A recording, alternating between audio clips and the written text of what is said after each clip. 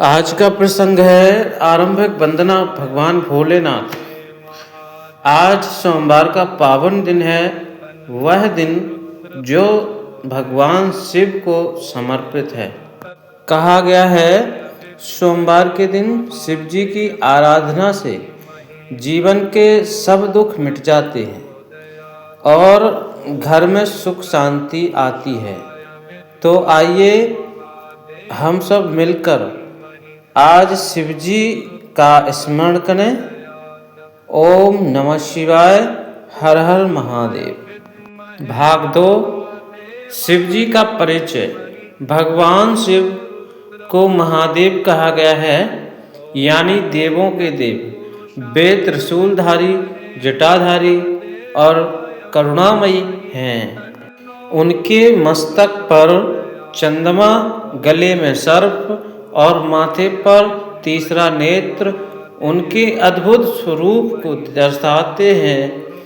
उनका निवास कैलाश पर्वत पर है और माता पार्वती उनकी अर्धांगिनी हैं।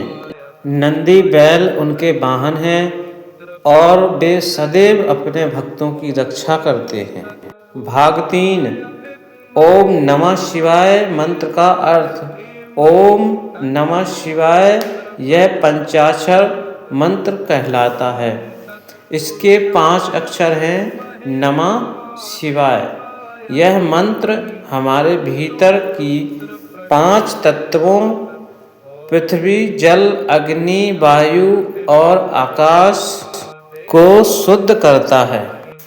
ओम से प्रारंभ होकर यह मंत्र हमें शिव जी से जोड़ता है। जब हम इसे श्रद्धा से बोलते हैं तो मन शांत होता है, विचार पवित्र होते हैं और आत्मा शिव स्वरूप बन जाती है। इसलिए कहा गया है ओम नमः शिवाय यही जीवन का सच्चा सार है। भाग 4, सोमवार व्रत और पूजा। सोमवार को शिव जी की पूजा के लिए विशेष विधि बताई गई है। सुबह स्नान करके स्वच्छ वस्त्र पहने, शिवलिंग पर जल, दूध या गंगाजल चढ़ाएं।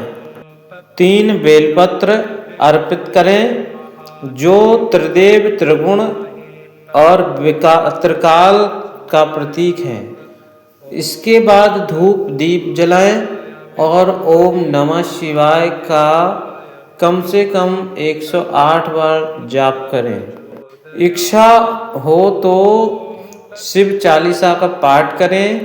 कहते हैं सोमवार के व्रत से विवाह में आने वाली बाधाएं, स्वास्थ्य की परेशानी और मानसिक तनाव सब दूर होते हैं। भाग 5, भगवान शिव के प्रतीकों का रहस्य। भगवान शिव का हर एक अंग एक गहरा संदेश देता है।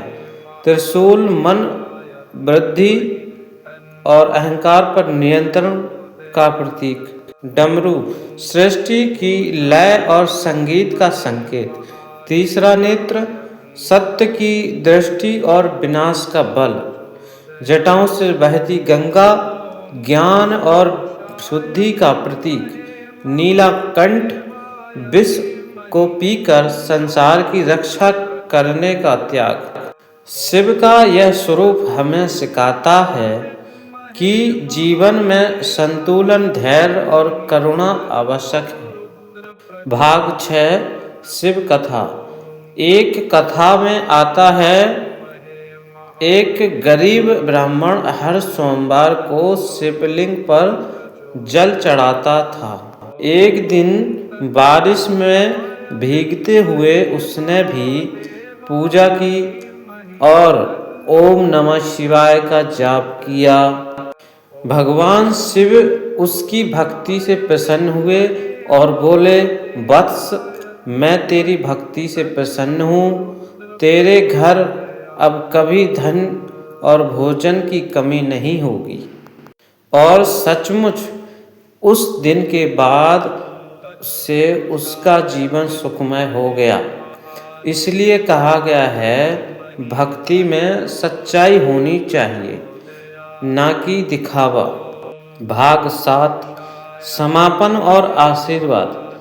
तो आज के इस पावन सोमवार को हम सब मिलकर भगवान शिव से यही प्रार्थना करें, हे भोलेनाथ, हमें सच्चाई, शांति और भक्ति के मार्ग पर चलने की शक्ति दें। जय भोलेनाथ, हर हर महादेव। वीडियो अच्छा लगे तो क्या करना चाहिए, ये सब आपको पता है।